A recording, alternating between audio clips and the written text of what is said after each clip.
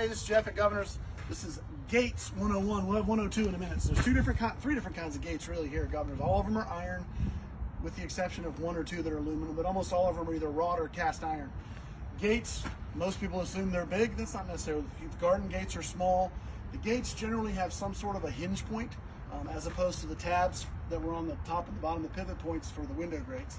So here at Governor's, this entire wall is all, they start at about 3 foot and they go to 8 foot garden gates. I'll start with one of these because it's lighter and easier to handle. Gates are one of the few things here that in the iron world that's not sold by the linear foot. The more complicated, the bigger, the fancier, the funkier, the more it costs.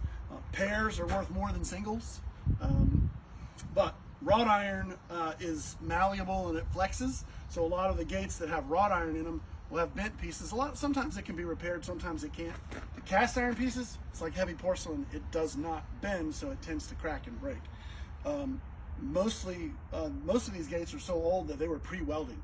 So they're pinned and smash welded or Damascus welded, which is kind of heated up, and the pieces, the iron is pushed through this bar and then smushed flat. When we repair them, well, we weld them because then that's permanent. But there's a lot of different types of iron.